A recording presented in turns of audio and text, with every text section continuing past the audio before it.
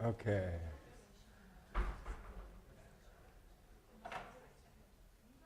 All right, I'm going to get started. Um,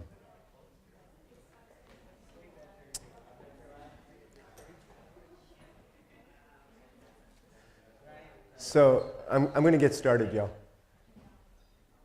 It's weird, as I look around, I was just kind of counting heads, roughly, and I think there's about 50 people in here. And there are, I think, 169 enrolled in the course. So I'm going to try not to take that personally, though it probably is personal. Thank you for coming, is the point. I appreciate your being here. Okay, I'm going to begin today with a little bit of a recap. We are heading into the serious home stretch of our semester. There's just three more lectures left. And we're entering the last unit on culture, and it might seem a little strange in some ways because it's a global sports cultures course, and so it's odd in a way to have only 3 weeks devoted to culture per se, but hopefully that kind of illustrates to you that the things that we think of primarily when we think of culture are things that are really heavily informed by all kinds of other areas of human existence. So in order to understand culture in a way, I'm trying to say, you've got to do some kind of homework ahead of time to prepare yourself. So I've divided, well, I'll get to this as I recap. I'll get more into that.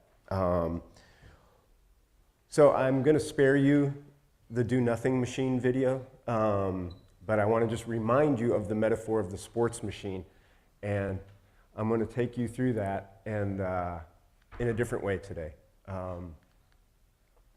before we get to talking about images a little bit.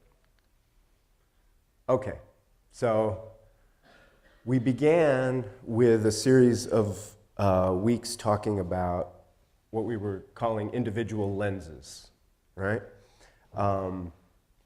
Just the basic components that we imagined an individual, a kind of imaginary individual, getting ready to engage in sports might be bringing to the table. And the first thing that we talked about was just the human body and the way in which it might be conceived as biological, social, cultural, and from different vantage points. Then we looked at play in terms of a kind of basic impulse that human body might be motivated by to begin to engage in play. And you could even imagine that individual as a very young child, but we also talked about play as a way of being in sports that could even be part of much higher levels of sport than just, small kids. And we had a week where we talked about different kinds of limits that are built into games through rules, equipment, playing surfaces or areas, but also different kinds of social limits that bear on the individual body at play in sports.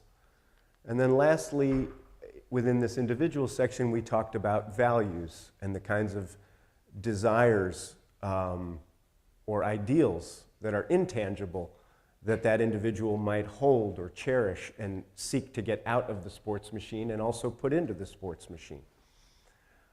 At a certain point, I talked about these as raw materials using that metaphor of the sports machine. All these four things as a way of thinking about these four things as what gets put into that machine, what that machine draws into itself. And I also was thinking that in a certain way, all four of these have to do with desire. So if you think from the metaphorical point of view of the sports machine, raw materials. If you think about it from the human point of view,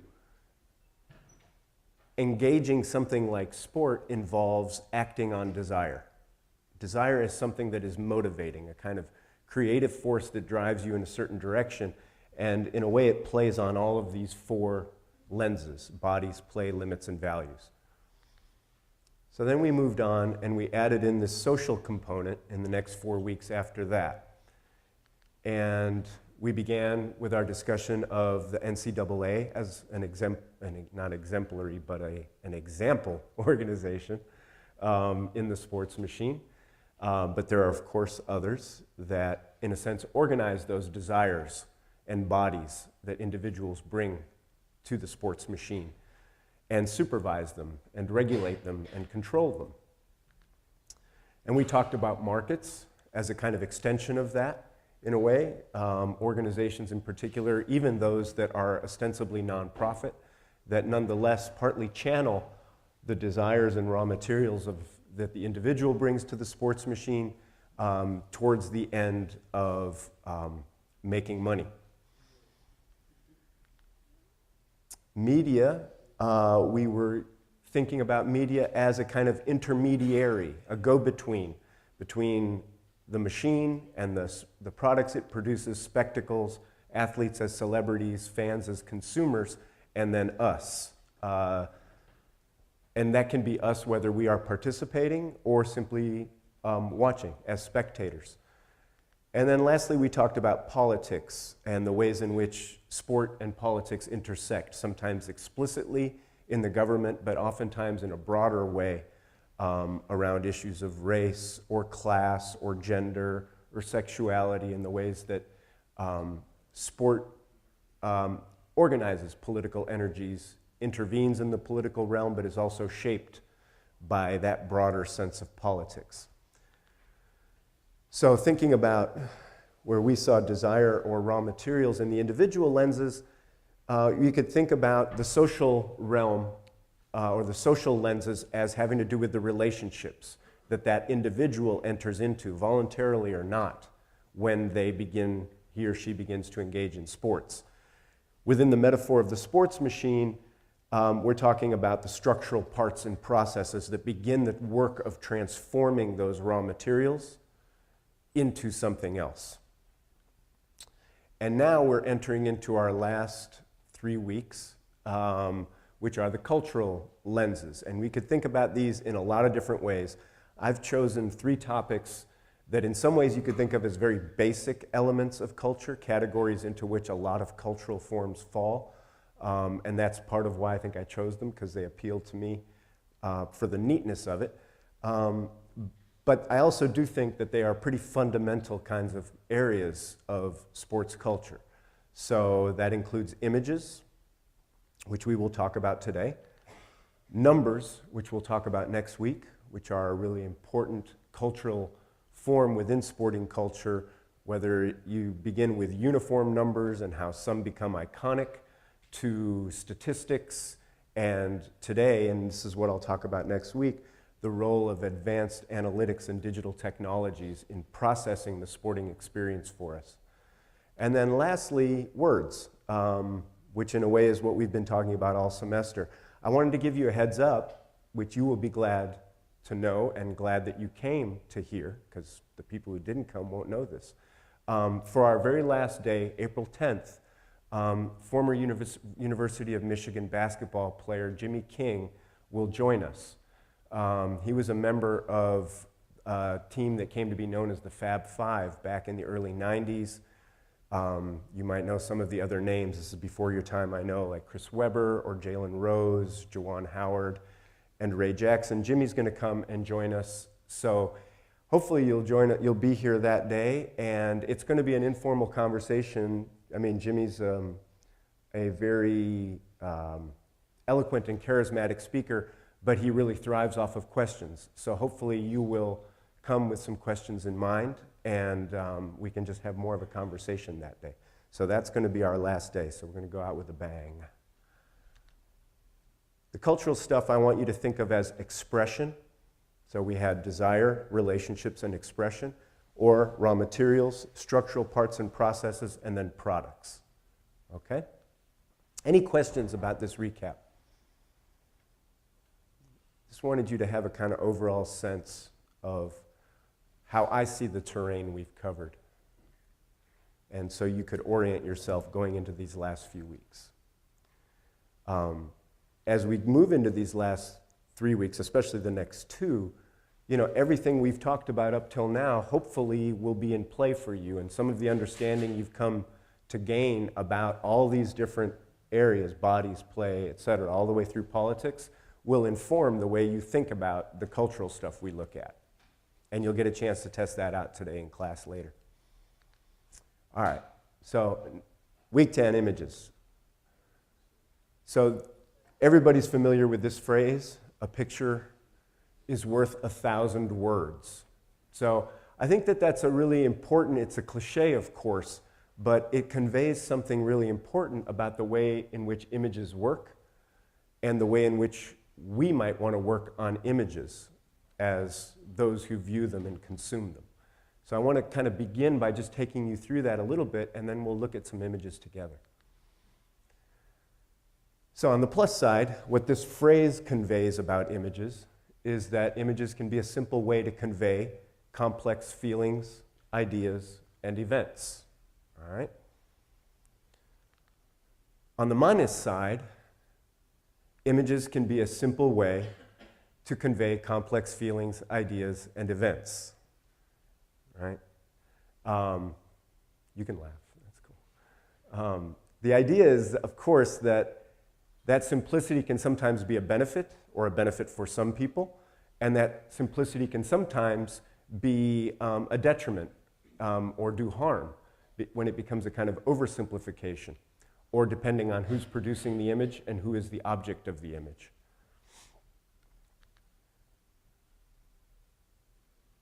A picture's worth 1,000 words also tells us something about how images work.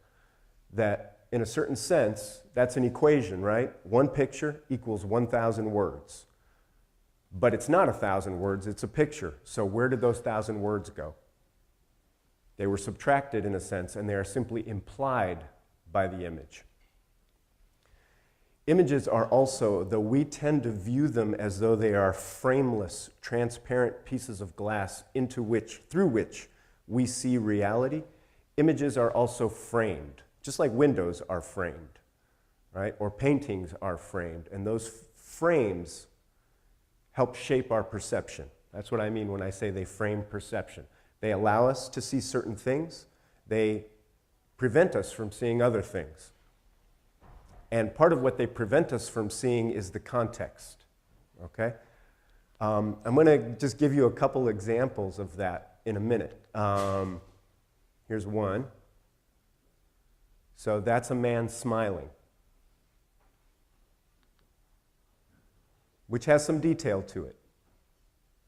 Here's another image that's very familiar to you, that conveys some kind of emotion, probably. Absent a context, you really don't know much more than simply maybe the word happy or something like that. So when we try to understand images, if you look down towards the bottom of the screen here, part of what we're doing is working against the grain of images. So if images subtract and imply words, part of what we want to do when we understand images, when we're not just passively consuming them, is to add the words back in and make them explicit.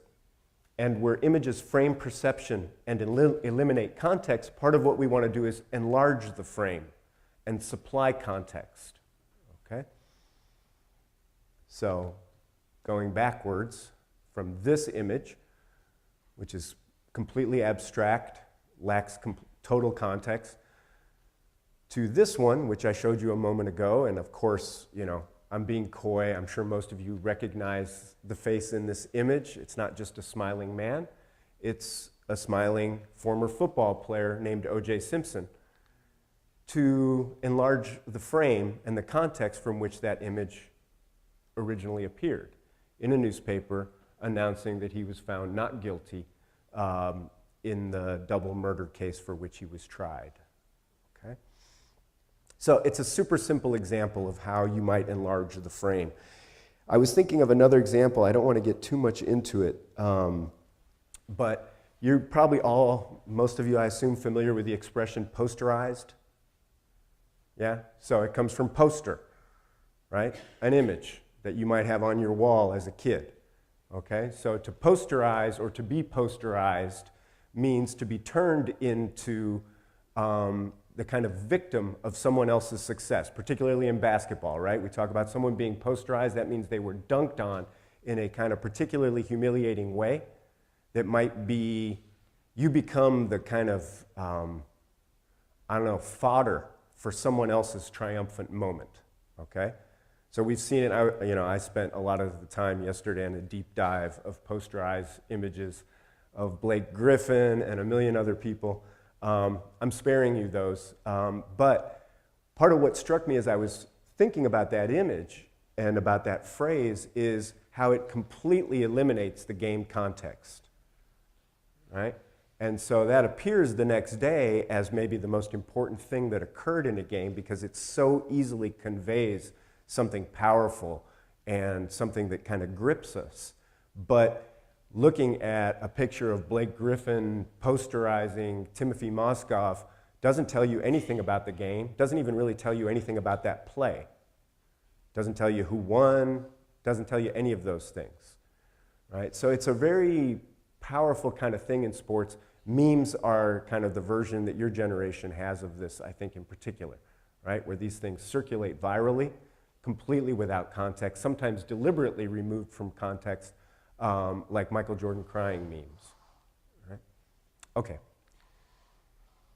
Here's a series of images that we didn't get to talk about much last week, even though I showed you kind of the full clip from this, right? This is the Zidane headbutt from the World Cup, right? So you see Zidane driving his head into Materazzi's chest, Materazzi going down, and a few moments later the referee signaling that Zidane's red card has been given a red card and has been ejected from the World Cup final and what was his final game as a player. If you know something about this case now, but imagine that you didn't, what kind of thing would you take from these images? What story do they tell? If images convey a story, what story do you think these images tell? Could be a very simple one. Yeah. I would just say that Zidane is painted as like the bad guy in this situation, and then he rightfully, according to these, Yeah, to these images, yes. rightfully gets punished for his actions. Okay, so these images tell the story of Zidane, the player in white, as a bad guy who is rightfully punished for his wrong action within the game, right? And I agree. That seems to me to be the images, the story the images tell too. As far as I know, that blue guy, Materazzi's not doing anything. He's just walking up the field, right? Presumably in the direction of play, since I can see 2 feet at the top of the frame that are moving in that direction too. So what is Zidane doing? Suddenly turning around and headbutting the guy. He's an innocent victim.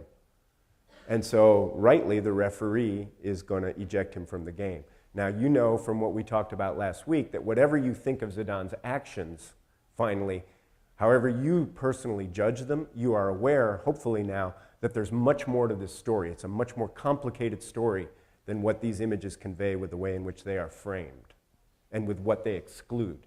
So, for example, they do not tell us what occurred before the moment on the left. They don't tell us what things Materazzi might have said.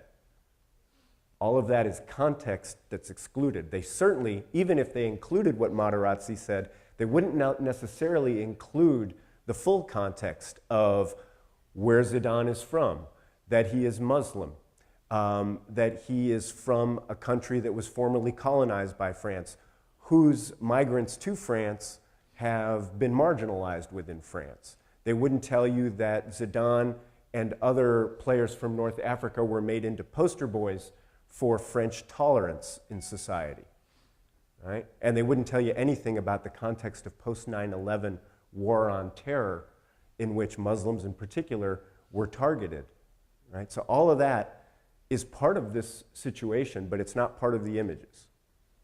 Okay? All right.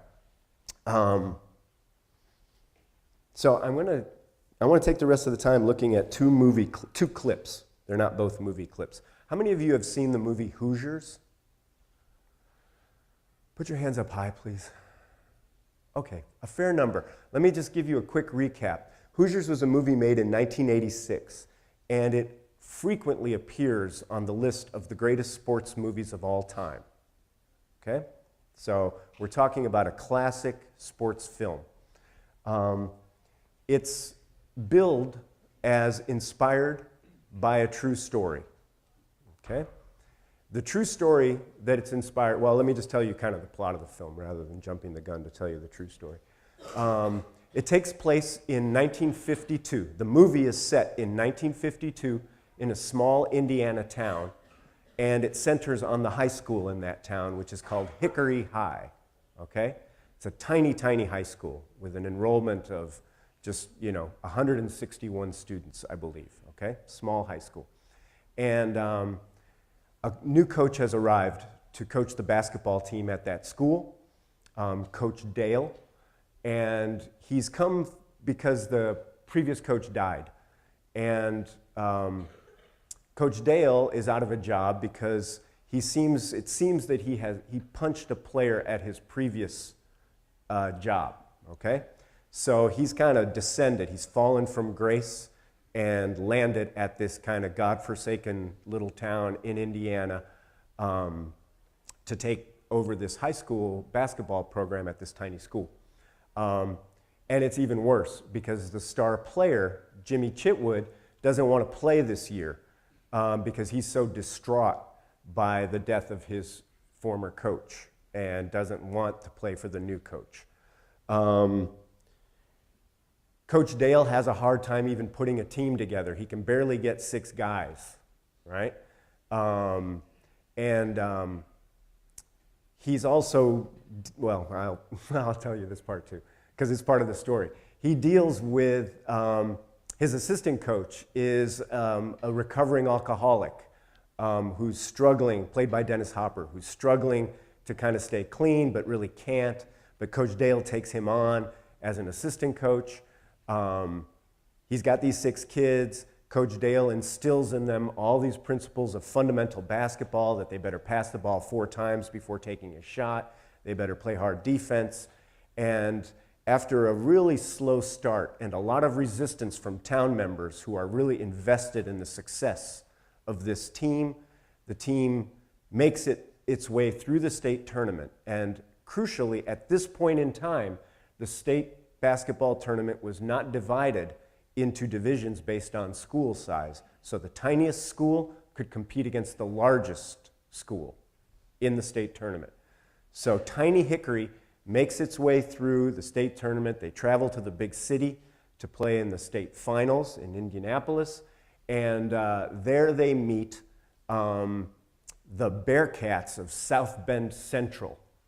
Okay? And at the beginning of the game, it's not going well for them. It looks like Hickory has met its match, and the Bearcats are too skilled, too big, too athletic. But little by little, plucky Hickory claws its way back, and that is where this clip begins, okay? It's going to go for about 3 minutes, though it is only the final 30 seconds of the game. And what I want you to do is just think about everything you've been thinking about in this course this semester.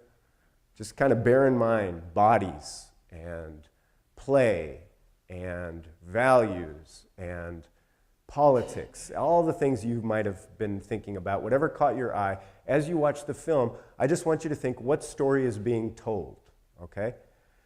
I'm going to then, after I show the clip, I'm going to ask you to share some of your impressions of what you think the story is.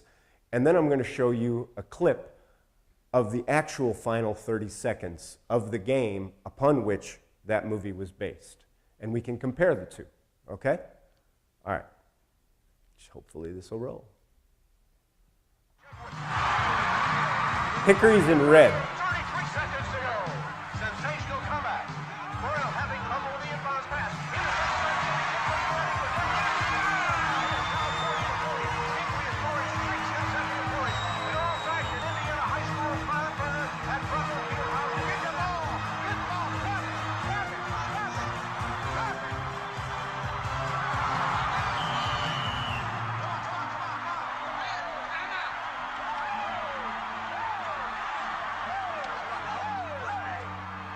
Lift it up, lift it up. Here's what we're going to do. Jimmy, they're going to be expecting you to take the last shot. Jimmy's the They're star. going to use you as a decoy. Buddy, you get the ball, give it to Merle on the picket fence. He's going to take the last shot. All right, let's go. What's the matter with you guys? What's the matter with you?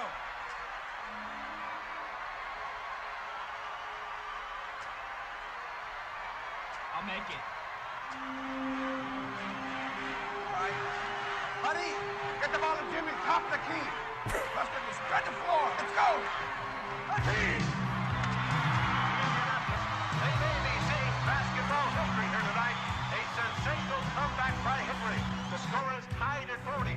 There are 19 Recovering alcoholic. seconds remaining in the game. It'll be inbounded by Henry in the backcourt. Along the sideline, passed in by Ray Butcher, who was responsible for the interception. It goes into Buddy Walker. Walker on the attack, still in the backcourt.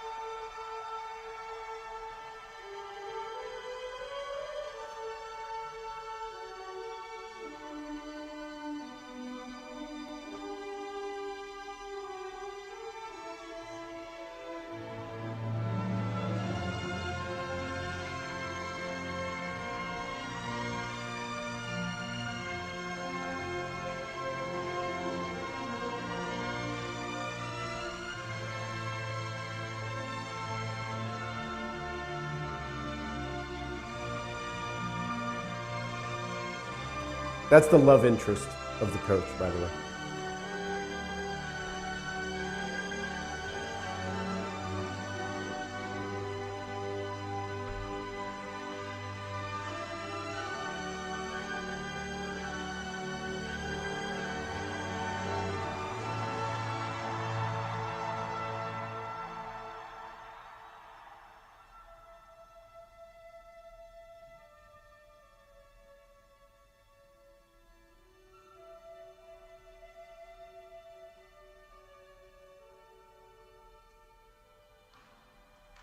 Jimmy, why don't you meet someone? This is Mark Dale, your coach.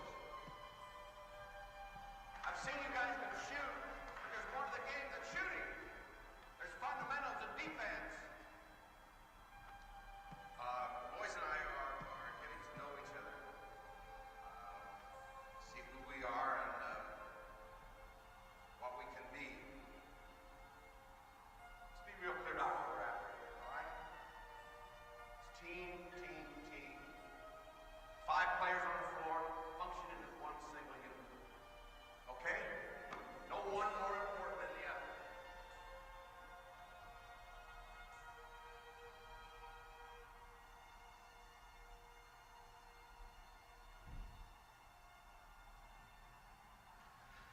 I love you guys.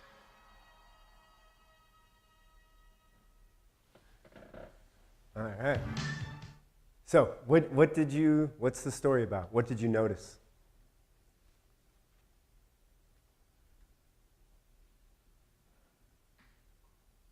It can be elements of the game itself, any interactions you noticed, camera shots, sound, anything.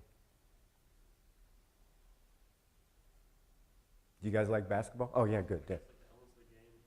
Yeah.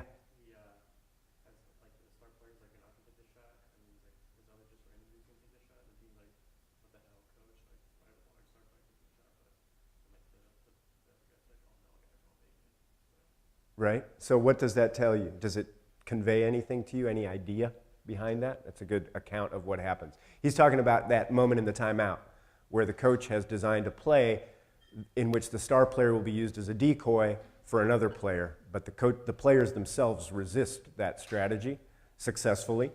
And so the star player, Jimmy Chitwood, confidently says he'll make the shot. So what is, you get any takeaway from that? There's not a right answer to any of these questions.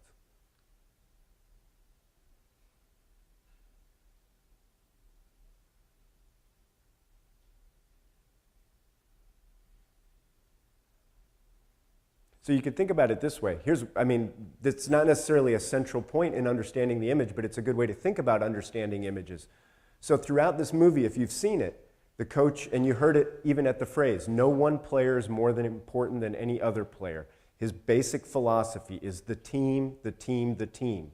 And he goes to war throughout the season with any individual player who dares assert their importance as an individual. So that is the prevailing basketball philosophy of this film. And it's obviously goes beyond basketball, right? It's a team sport philosophy.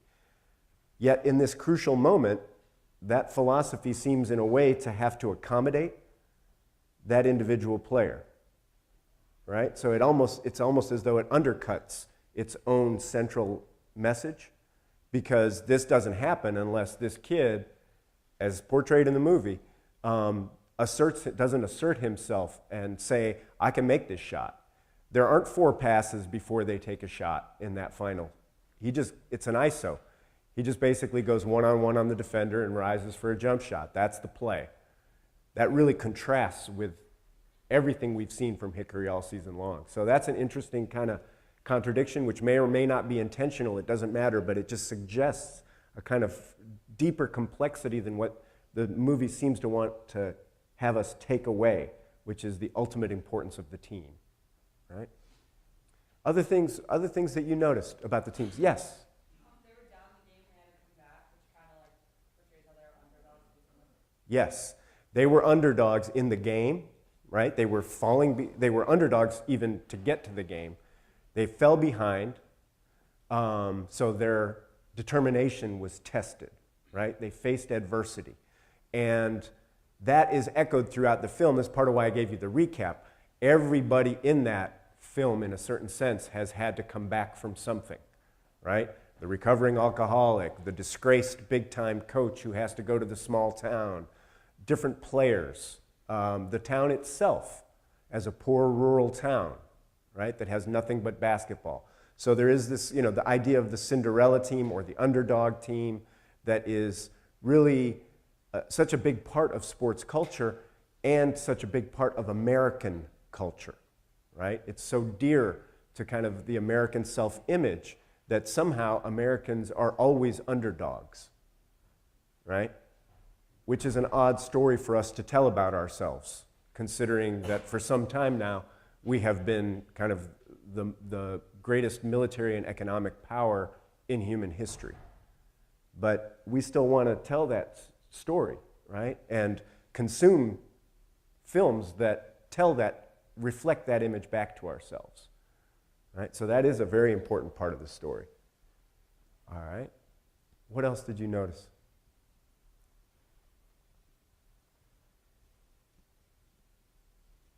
Mm-hmm. Jake? Like when they all crowded when they ran onto the court, they kind of cut out the scene from the fans and they just put like a little music in. Yes. Like it just kind of separated you from what's actually going on. Like it was like a real event. You're hearing all these screaming and whatnot.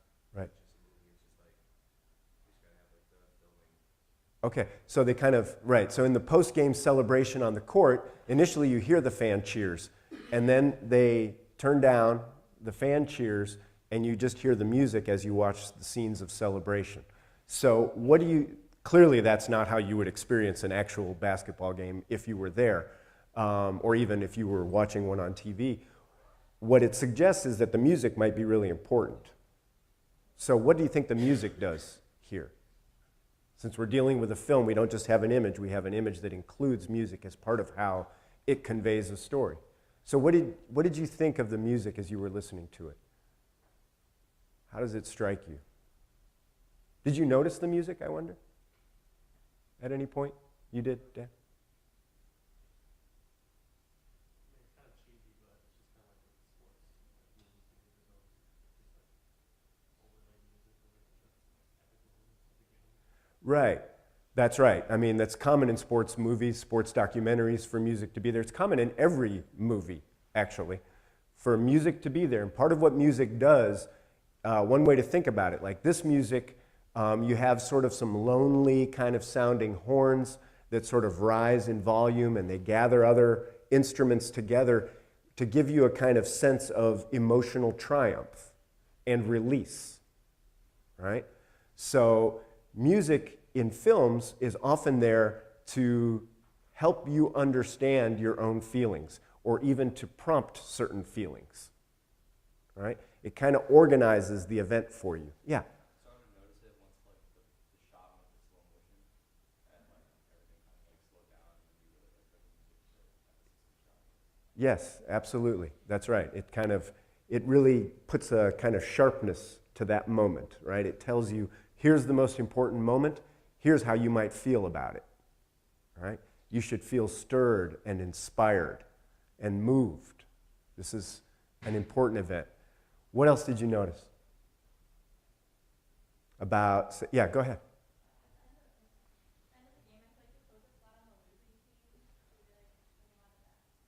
After the game, you mean? Yeah, when the winning team is on the court and they're celebrating, you notice shots of the losing team, their players kind of distraught. Okay. So what does that convey anything to you about sports?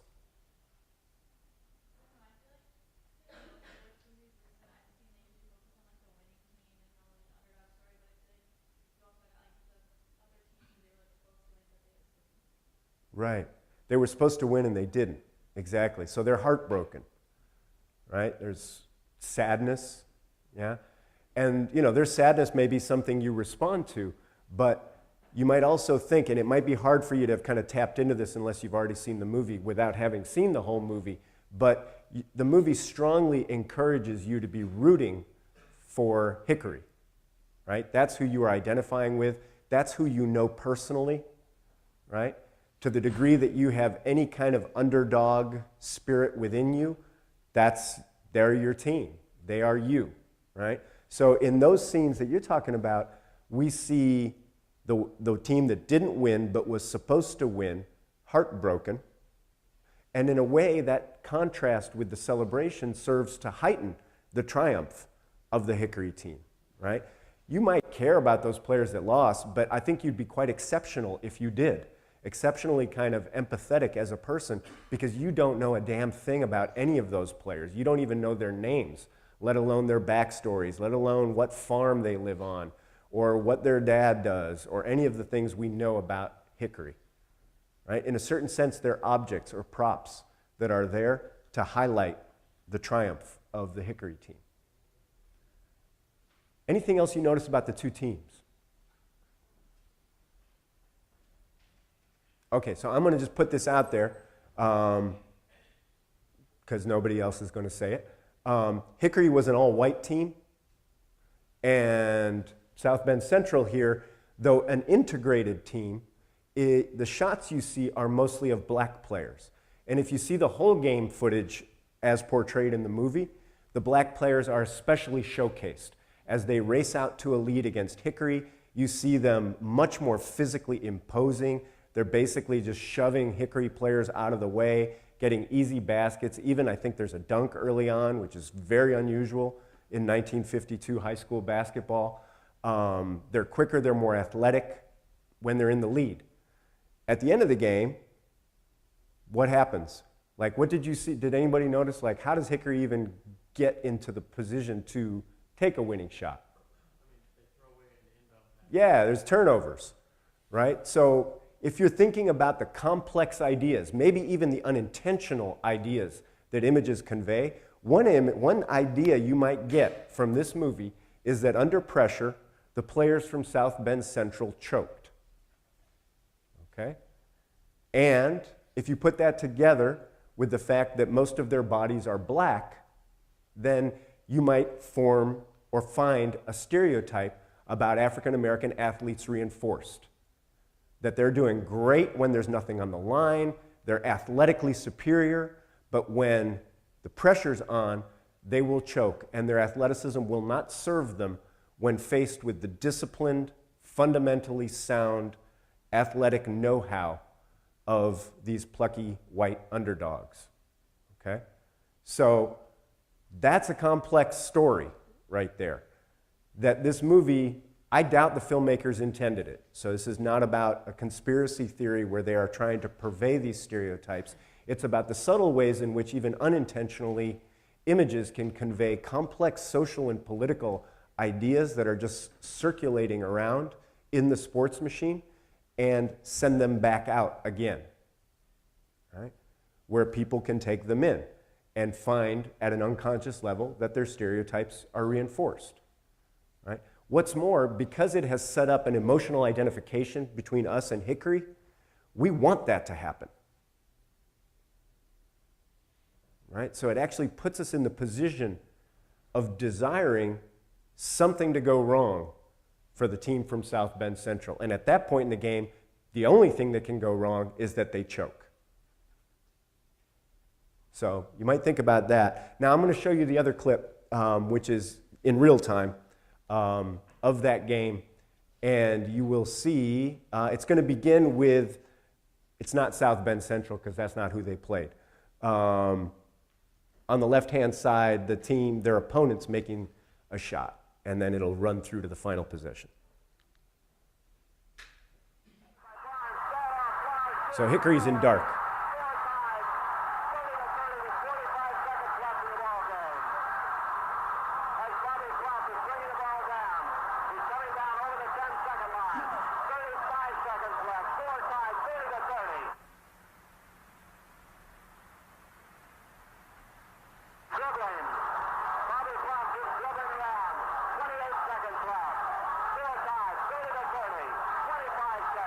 It's 30 to 30.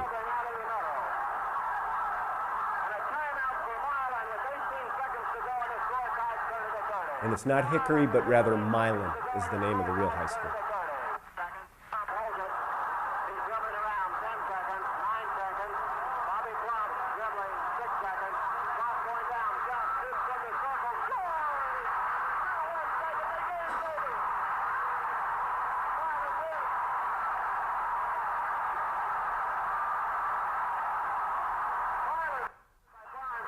All right, I'm going to stop there.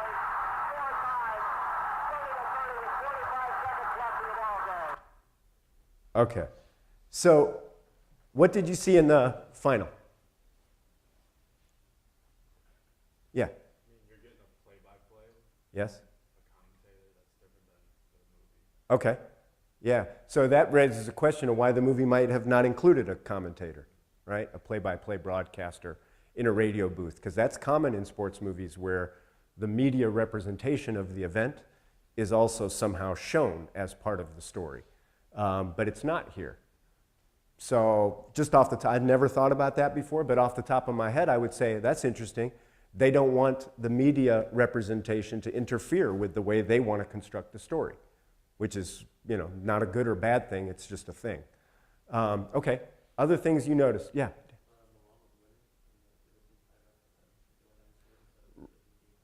Right, exactly. So nobody choked, in other words. Muncie Central, which was the team that they beat, scored a basket. In fact, if I showed you the full possession that ended in that basket, they were being pressured frenetically by Milan, and they were able to handle that pressure and get a shot right at the rim to tie the game. Okay, so there was no choking involved by Muncie Central. Yeah, Stefan. So, like Milan or whatever reached the state semifinal. Milan, yeah. Or Milan, yeah. So they're already a really good team. Yes. In the movies that I didn't want to show that they were such like a good team coming back, being small. It would be a much bigger movie plot if they had a Cinderella story, but they're just not terrible, I guess. Right, so that's something you couldn't have known from just watching the actual game footage, and that's why I included it here. Milan was actually a very good team. They'd gone deep into the tournament the year before. They returned all their key players, and so they were predicted, they were expected to go deep into that year's tournament. So that's interesting that they omitted that information from the film. That's part of the context that was framed out. Other things, yeah?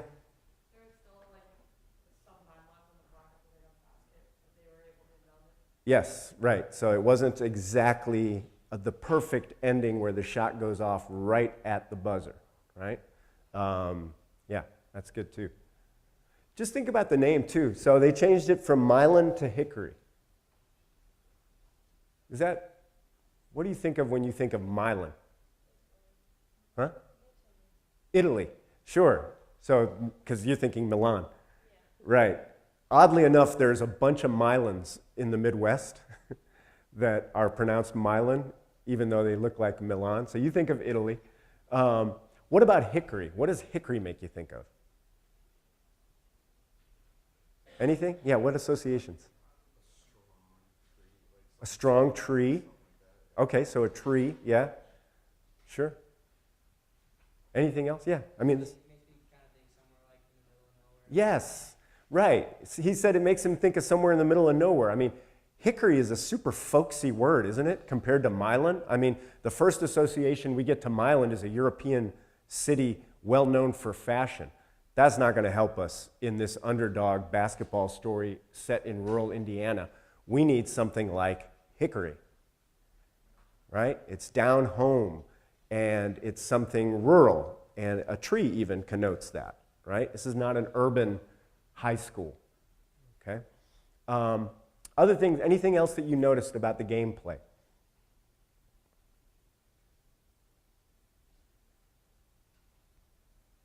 Yeah. They kept that, yes. I think they actually reproduced the final shot fairly closely. It's taken from more or less the same spot on the court. It's an isolation, so one-on-one play that involves a kind of dribble forward and then to clear space, a step back for a jump shot. The other thing I want to point out, just off the top line here, that you also could not have known from seeing the game footage, which is why I'm adding the words back in. It's true that Milan had an enrollment of 161 students, same as Hickory is said to have in the film. So that's a true thing. However, Milan had 73 boys try out for the basketball team that year, of which, 10 made the team. Some were already on the team from the previous year, so they had already had tournament experience. So they were not scraping the bottom of the barrel, putting a uniform on an equipment manager, as happens in the movie Hoosiers. They had an excellent team, and they went up against another excellent team. It's not as though, they were the kind of heavily favored team. They were just expected. The tournament played out more or less as expected, basically. The two of the best teams in the state played for the championship, and won on a last-second shot.